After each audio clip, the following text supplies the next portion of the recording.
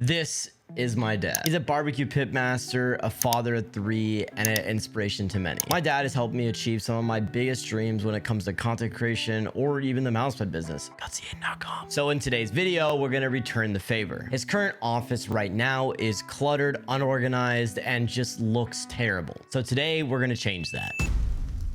First things first, we needed to swap out his PC. His gaming PC that's in the current setup right now is going into his brand new racing sim rig he built. Since his old PC is not going to be in the main setup anymore, we decided to build him a brand new gaming PC. Since we're going more compact and minimal in this new setup, I decided to look toward ITX build. I've never built an ITX build before, but luckily when I told NZXT about this project, they were kind enough to send me their H1V2 case with a PSU and AIO already included. The specs for this build is pretty solid as well. It's rocking an AMD Ryzen 9 5900, an MSI Ventus 3080, and an Asus ROG Strix B550i for the motherboard. Honestly, this should be able to run anything he throws at it. After we built the PC, it was time to start building the desk. Since we are completely building this desk from scratch, it's more than just buying 2 Alex drawers and calling it a day. When talking to my dad about what desk he wanted to make, he saw this one from IR Customs, and honestly, it was pretty cool. The problem with doing a full custom desk like this is that it would take too much time and it's probably too expensive for what we're looking for. So to save some time and money, we decided just to do it ourselves. So let's get into the build, shall we? First, we needed to get the actual tabletop. My dad and I realized that a normal butcher block countertop will not work since it will not be deep enough. After some research though, Home Depot sells a door with cool designs on it. Although this is a bit of a pricier option, it will still give us the uniqueness we're looking for. Once the door arrived, we got to work. Since the door has grooves in it, we decided to do a full resin pour on the entire tabletop. This process took 30 to 40 minutes to do and turned out great. Then it was time to build a frame for this tabletop to fit into. First, we started by making the legs individually. We outlined them on the floor and started putting them together.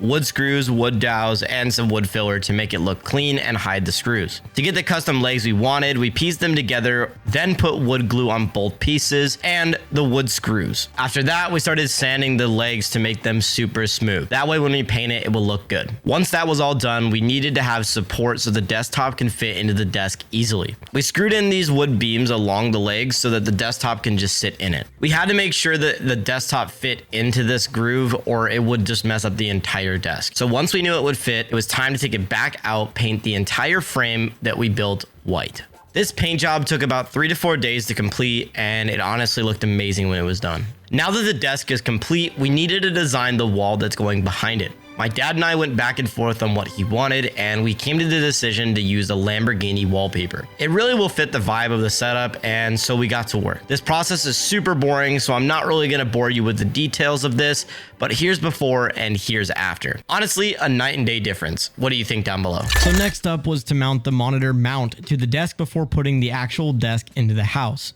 The reason for this is that we could route the cables pretty easy this way and a little bit better as well. But once we were ready to put the whole desk inside the house, my dad and my stepmom decided to do a whole floor and kitchen remodel.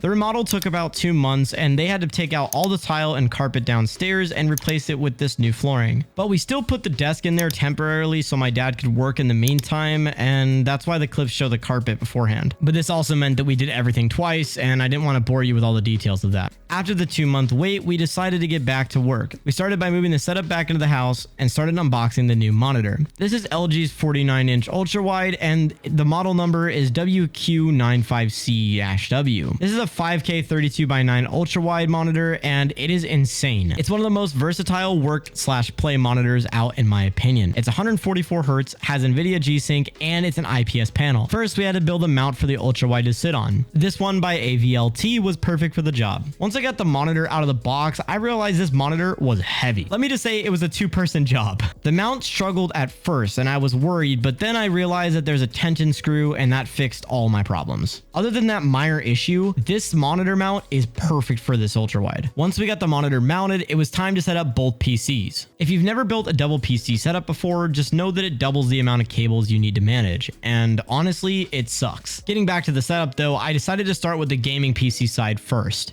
Since we built this PC in the NZXT H1, the ports of the PC are facing downwards. So we drilled a hole right below the PC. That way all the cables go directly from the PC down into the hole and it goes out of sight, out of mind. Overall, it just makes such a clean look. With 0 cables coming out the back, it's literally just right through the desk, which is cool. We also did the same for the other side, but since it's not a PC and it's a laptop, we opted to do a laptop stand with it closed. And this gave it also a clean look. If you've never heard of a KVM switch before, it allows you to plug both PCs into this little box and be able to press a button and switch video, keyboard, and mouse back and forth from both PCs with one click. I mounted it to the bottom middle of the desk with double-sided tape, and then I also plugged both PCs into it. Then we opted to use these Vivo under-desk cable management trays because these are a lot deeper than most brands. And when you line 3 of them up, it makes a seamless look across the whole desk. Once the trays were mounted underneath the desk, we added a power strip, added lights behind and underneath the desk, added lights behind the monitor, plugged all the rest of the power in, and cable managed all of that too. Then we mounted the KVM switch button and ran the cable down the crack of the table to hide it better. After all that cable management was said and done, it was looking insanely good. So while we had the desk out, we decided to mount one more thing on the wall. My dad was looking for things to hang on the wall and he found this metal sign from Metalplex.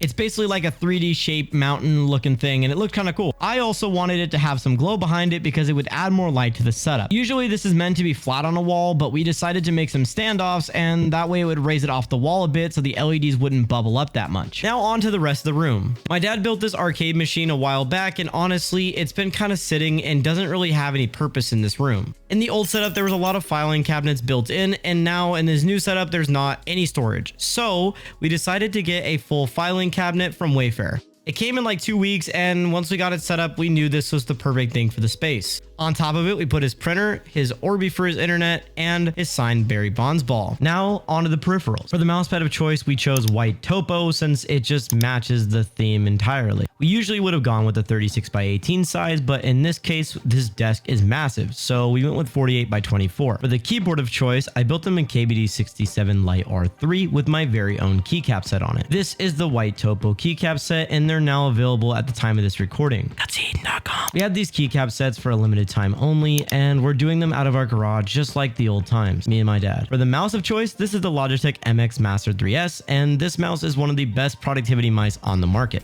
It's lightweight, it has a side scroll, which is very nice to the touch, and also has infinite scroll on the main scroll wheel. For the headset of choice, Sony sent out their H9 InZone headset. It's a comfortable headset that has a mic, and it's also pretty lightweight on your head. The most important part is that it has a good mic, and it also has some pretty good settings with noise cancellation. It's really important that this does have a mic because my dad does a lot of work calls on Bolt machines. Next up, I bought a laptop skin for his work computer since it's silver and that doesn't match the theme at all. The challenge with this skin was that we needed to find one that fit his laptop since it's kind of old and it's more of a workstation computer. I didn't think it was possible. But I did find one and it does work great. I skinned it plain white and it looks pretty good in the setup. And lastly, I added a plant in the corner to add a bit of greenery into the setup. Now, for the moment you've all been waiting for, the reveal. I got spirals in my eyes like I'm hypnotized. I'ma do it B.I.G. I fucking need it now. And you're not suited for this life, I gotta cut the ties.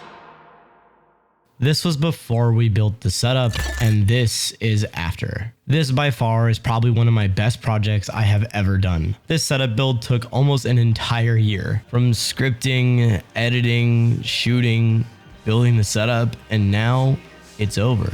But if he got his dream setup out of it, it was all worth it. At the end of the day, we choose to be like our role models or we choose to lose. But if I could be half the man he is, I'd be a winner. Lights will guide